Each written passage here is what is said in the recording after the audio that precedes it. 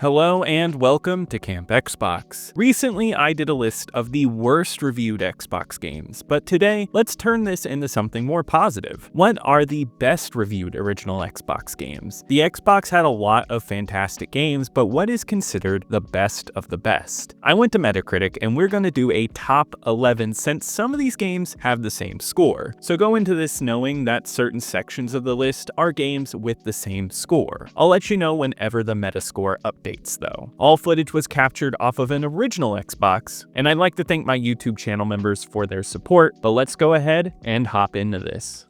At number 11 on our list is Grand Theft Auto San Andreas. Published and developed by Rockstar, this game was released on the PS2 in 2004, but its Xbox release didn't occur until summer 2005. This is not the first time we're going to see this franchise on today's list, but we do start off with a bang. This one holds a 93 on Metacritic. This is one of those games that has seeped its way into pop culture through memes and plenty of references. Played by many, it is the 10th best-selling original Xbox game. I was there, and when this came out on the Xbox, I remember getting my parents to buy me this one, and I loved it. This took the fun and great open world gameplay of the past two games and gave it so much more life. An element I loved was the RPG-like system where you needed to eat to keep stamina, but if you ate too much you gained weight. You could also do things like work out and fully customize CJ with tattoos and clothes. It was a nice personal addition to Grand Theft Auto. The setting of the West Coast 90s comes to life here too, and it has some of the most notable characters of the 6th generation. I still quote Big Smoke to this day.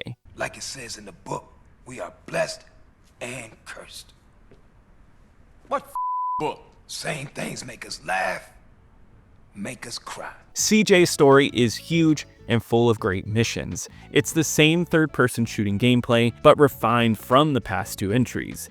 This city is a blast to rampage in, and the amount of detail packed into it is outstanding. According to Metacritic, every outlet enjoyed this, with all but 2 giving it an above 80. IGN gave it a 9.6, saying that it was one of the best and most complete experiences of the generation. Official Xbox Magazine gave it a 9.5, praising the soundtrack as well as San Andreas feeling like a living, breathing world. Game Informer gave it a 9.75, saying it's a game that makes you realize why you love the hobby, and got a perfect score in its second opinion section. You can play this one backwards compatible on both the 360, One, and Series consoles, but the One and Series versions will give you the 360 version even if you have the original Xbox disc.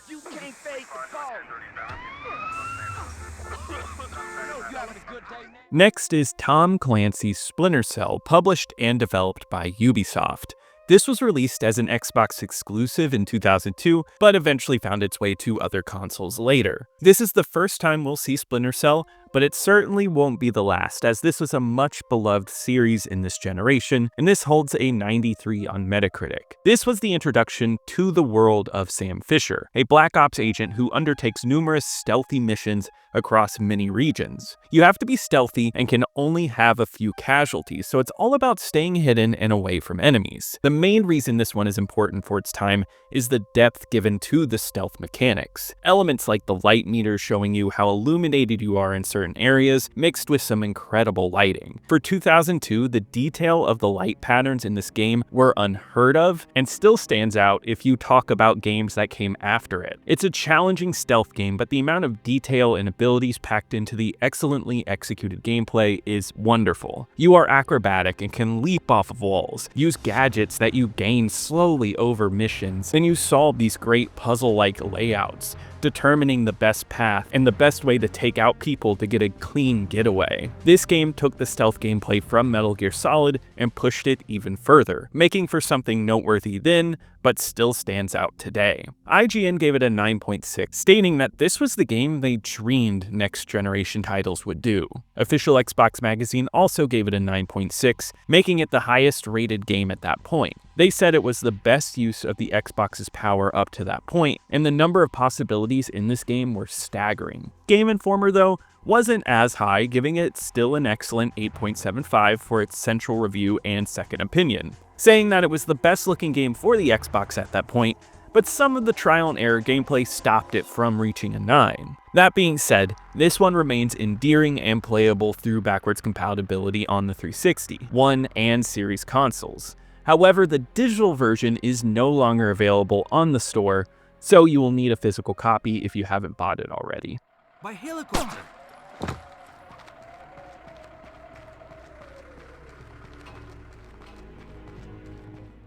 Next up is Tony Hawk's Pro Skater 3. This was published by Activision and developed by Neversoft. It was originally released in 2001 for the PlayStation consoles, but made its way to the Xbox in 2002. As a huge fan of the Tony Hawk series, I feel like many consider this the definitive game of the classic era, and it is a great entry. It holds a 93 on Metacritic. Pro Skater 3 is the next great evolution for the series. If you're looking at the progression between entries, the controls were the best they ever were up to that point. The flow and reactivity to all of the tricks and grinds feel amazing. The arcade feel is always what made this series work, and that does not change here. What is added is one of the most important elements of the series with reverts, allowing you to trick off of bowls and revert when you reach the bottom so you can keep your combos going. Some of the most iconic levels come in this entry. Foundry is such a fun and simple start, along with Airport, which I think the pathing in this level is awesome. I love that the levels are so small but packed with extensive detail. The core of this game is learning it the first time and then refining your skills with every character after that. It's just this pure feeling of arcade fun, and it obviously has spoken to people and sticks around to this day. IGN gave it a 9.5, stating that it was the king of skating games and that the custom soundtrack edition on the Xbox was amazing. Official Xbox Magazine gave it a 9, saying it was the best Tony Hawk game ever made and the gameplay was perfectly tuned. Game Informer gave it a 9.75, stating that it was an incredible skating game. Although it arrived on the Xbox late, it was great for them to add an Xbox exclusive level as well. And this entry remained highly praised even to this day. This game is backwards compatible on the 360, but unfortunately not on the One or Series consoles. However, the remake is coming out real soon, so you have some way to play it on modern consoles.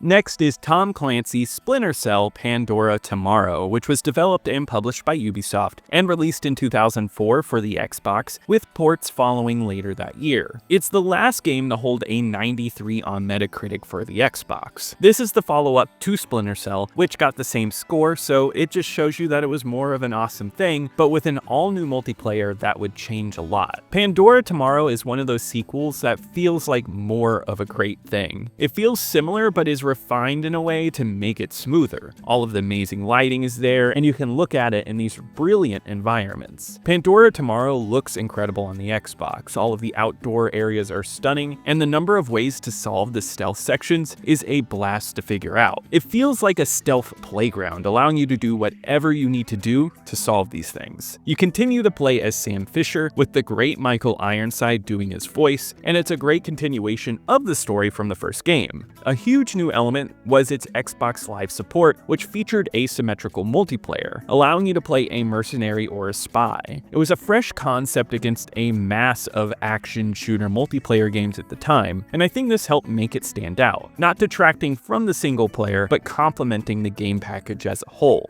IGN gave it a 9.5, saying that though they weren't totally blown away by the single player, the game's multiplayer was well worth playing. Official Xbox Magazine gave it a 9.5 as well, calling the game polished and having an excellent production value. They also called the multiplayer genius. 9.5s keep up with Game Informer and its Second Opinion, where they said it is a must-play stealth game, but once again, the multiplayer specifically was praised, though they did love the graphics. Luckily today, you can still play this online on Xbox with the Xbox Live replacement service Insignia. It's also backwards compatible on the 360 as well as the One and Series consoles, though now you will need a disc if you never bought it digitally, as it has been removed from the digital storefront. Talk, damn you.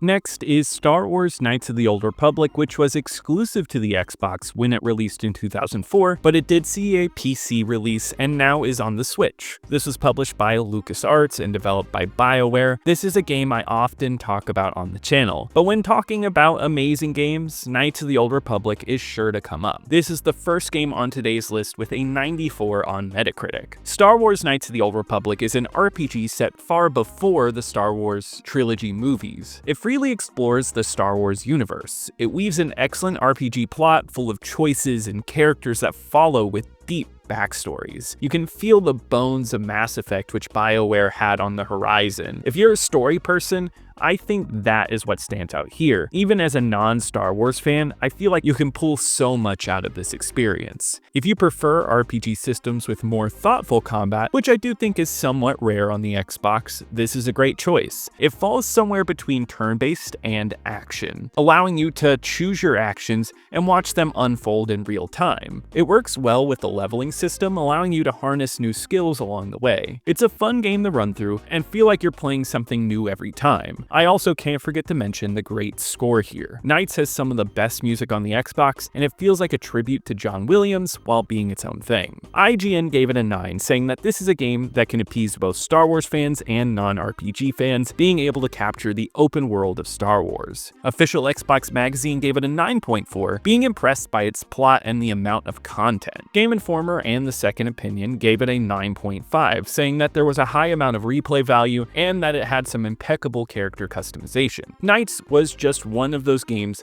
that hit those right RPG notes and would go on to spawn a great sequel that did not make the list today. This game is backwards compatible on the 360 and all modern Xbox consoles and is well worth playing today.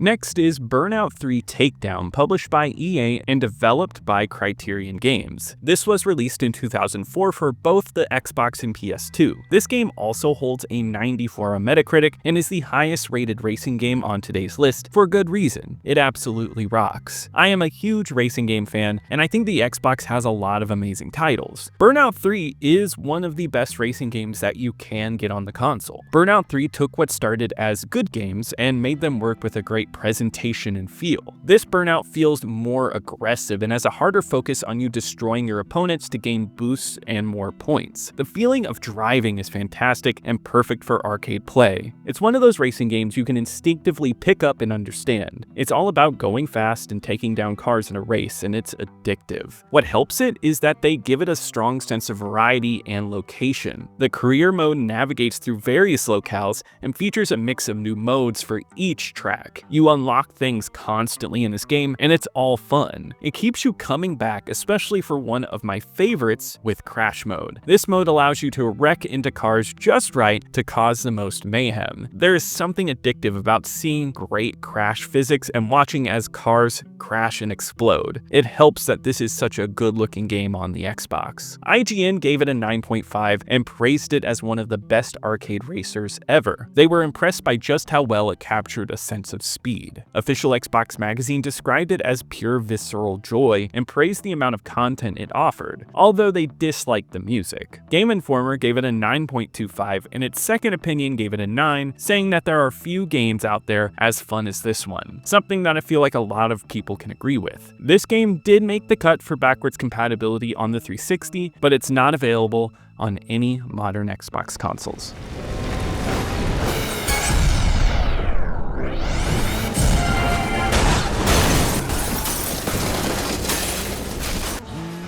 We have the final Splinter Cell on today's list with Chaos Theory. The first three made it on today's list, and that should show you the quality the series was driven on. It was developed and published by Ubisoft and released in 2005 for most major consoles at that time. It has a 94 on Metacritic, making it the highest ranked Splinter Cell. A statement that I wholly have to agree with because Chaos Theory is the best in the franchise. The franchise continues to perfect itself at this point. The controls are are amazing here and feel the most fluid that it has in the entire series. The way Sam Fisher moves around in the dark is impressive. It's helped that this is one of the best looking games on the original Xbox. The lighting is incredible and all of the character models and environments are lovingly detailed and full of routes and paths to go down. Now you not only have to worry about lighting, but you have to worry about the sound detecting system, and it makes for one of the best stealth systems in gaming ever. All of this comes together with a great story with some killer cutscenes, and the amount of globetrotting you get here is awesome. The great online multiplayer is back, and I know it continues to be a fan favorite to this day, along with the all-new co-op mode. Throw in the incredible score that is moody, and it stands out as one of the best scores on the original Xbox. This is definitely the best music in the franchise. It's truly one of those pure classics for the console and is essential to the Xbox experience. I remember I wasn't playing this series at all, but seeing the review scores back in the day, I picked up this entry and I was impressed. IGN gave it a 9.6, saying that it was an impressive looking game and that every aspect of the game's sound was top notch. Official Xbox Magazine gave this game their highest rating for any original Xbox game ever, giving it a 9.9, which I don't know who they're trying to impress here, just give it the extra 0.1, but their reasoning was that there wasn't enough co-op missions and it was missing a soul that was mesmerizing. Otherwise though, they said that this game looked great and that it shouldn't be possible on the Xbox, and it was masterfully designed. Game Informer gave it a 9.75, as well as in their second opinion, calling it a crowning achievement in the art of video games, and luckily this one is easy to play today. It's available on all Xboxes after this and is still available digitally on the Xbox Store as of recording this, along with Xbox Live support through Insignia.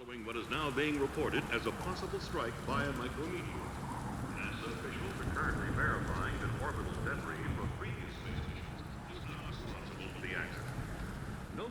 Next is Ninja Gaiden Black. This was published by Tecmo and developed by Team Ninja. Black is an upgraded version of Ninja Gaiden, released in 2004, which also received excellent reviews. However, Black, released in 2005, garnered even stronger reviews, earning a 94 on Metacritic. Ninja Gaiden Black features more content in the package, along with general fixes to the original game. Overall, it's just a more substantial package. What was initially released as DLC packs is now available here, and it includes all new difficulty levels, additional costumes, as well as a mission mode. It took the original game and packed it with even more replay value to keep you going. There simply is nothing wrong with more of a good thing, because the base game here is awesome. In this game, you play Ryu Hayabusa and you obliterate hordes of enemies that come at you. This is a challenging game and you have to master the combos and controls to defeat every enemy that comes at you effectively. It strikes a nice balance between difficulty level and speed, making it one of the most entertaining games on the Xbox. Not only that, but this game is a visual delight. The colors and environments are displayed in such great fidelity, and it looks like it could pass for a 360 game. This game pushes the Xbox to its limits, and the amount of blood on screen will surely please any gorehound. IGN gave it a 9.4, saying that the all-new mission mode was a must-play, and that this was an adrenaline-pumping experience. Official Xbox Magazine gave it a 9, saying that it was amazing looking, and despite a high difficulty,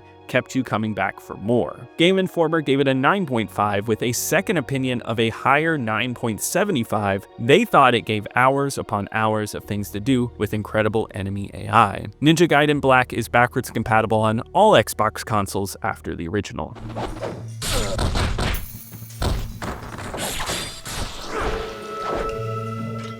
Halo 2 is the third best reviewed game on the Xbox, developed by Bungie and published by Microsoft Game Studios. This was released on November 9th, 2004 and was an Xbox exclusive, but did see a PC release in 2007. This is a game synonymous with Xbox Live and Xbox in general. Halo 2 holds a 95 on Metacritic. Halo 2 is one of those games where not much more can be said about it, as it has been praised since its release, and that's for a good reason. Halo 2 2 is a spectacular shooter. It feels great to play, the new dual-wielding system is fantastic, and the fact that the fight came to Earth gave this game a great sense of variety and scale with its level design. However, this game features a dual protagonist story that adds a little spice to the single player. I know that this one was heavily praised, but looking back, there was a lot of controversy around the story of this game. However, I do think that was mostly from hardcore fans of the first, and I feel critics were willing to overlook it, especially when we consider the importance of the online multiplayer. Halo 2 took Xbox Live multiplayer and created what felt like an entire ecosystem around it, with call signs, stat tracking, and a profile that made it all feel personalized. We had seen elements like this before, but the way that it was presented in Halo 2 is seamless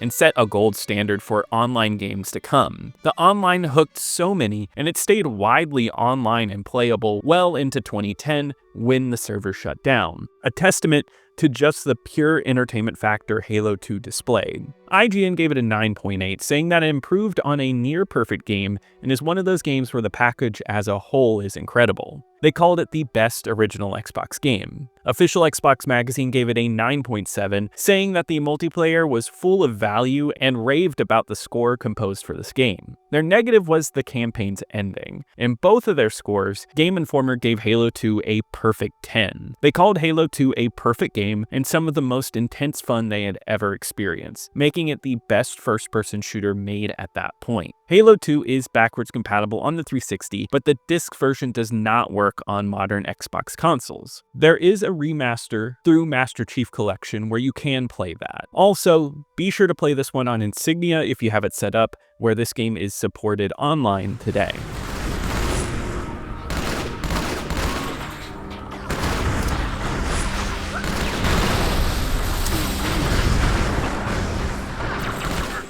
The second highest rated Xbox game is technically 2 games, but it was released as a double pack together. It's the Grand Theft Auto Double Pack, which collects both Grand Theft Auto 3 and Vice City. I know putting 2 games together might seem a bit cheap on the Xbox list for Metacritic, but I do think that they're 2 amazing games in one package, and it was reviewed by many outlets in this package. This game was published and developed by Rockstar and was originally only on PS2 and PC for a couple years, and both were finally released in 2003 for the Xbox. It holds a 96 on Metacritic. Going back to the early 2000s, based solely on my knowledge and magazine reading, the Xbox release of the GTA games were highly anticipated. Both 3 and Vice City were groundbreaking open-world games. It was time for the Xbox to get them, and I remember renting both of these when they came out because they split them into 2 rental copies, so it was 2 weekends where I played one and then the other, and I was so happy to be able to play these on the Xbox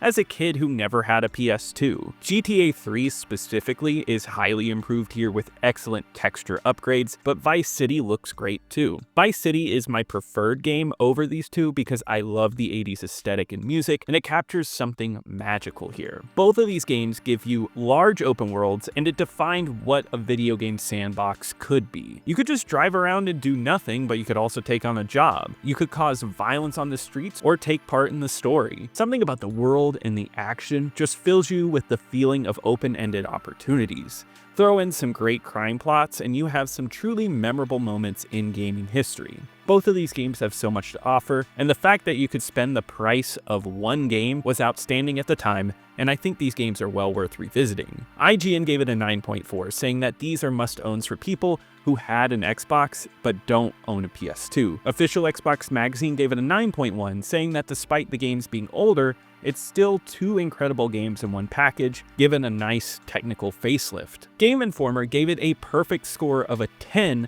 with a 9.75 for its second opinion, saying that the addition of custom soundtracks and improved lighting helped make this great game even better, especially at a $50 price point. Both games are backwards compatible on the 360, but did not make it to modern Xbox consoles, though they did recently remaster them, and I don't have an opinion on those since I never did try them, but I haven't heard great things, so maybe it'll be better to stick to the classics.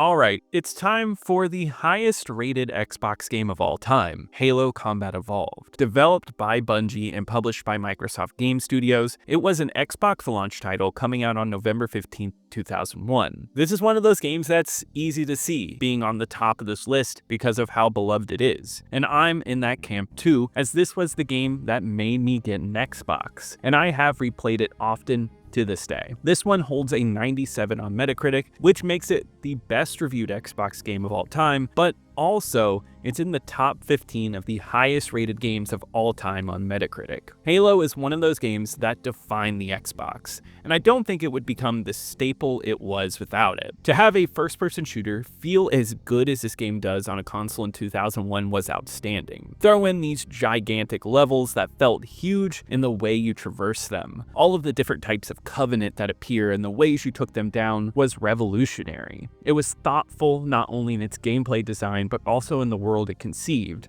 filled with rich lore and a plot that would be built upon for years to come. The single player is a great gaming story, but the local and system link play pushed this one higher. The multiplayer had incredible maps, and I personally could play Blood Gulch with vehicles for the rest of my life and be happy. Taking this great playing game and making it competitive led to amazing local multiplayer nights. It was a non-stop fun experience, but it also had a plot and an incredible look with amazing colors to back it up. And not only is it an important piece of gaming history, it's also just a plain amazing game. IGN gave it a 9.7, saying that this was the next step in gaming and was worth the $350 total cost to get this with an Xbox, saying it was one of the best games ever made. Official Xbox Magazine gave it a 9.5 out of 10, saying the enemy AI was extremely impressive and that it was one of the best shooters since Half-Life. Game Informer gave it a 9.5 for both scores, saying that it set the standard for first-person shooters on consoles, and they felt like they were actually in the game. Halo Combat Evolved is backwards compatible on the 360, and there is a remaster on there as well. The original is not backwards compatible on modern Xbox consoles, but the remaster is, and that remaster is also playable through the Master Chief Collection.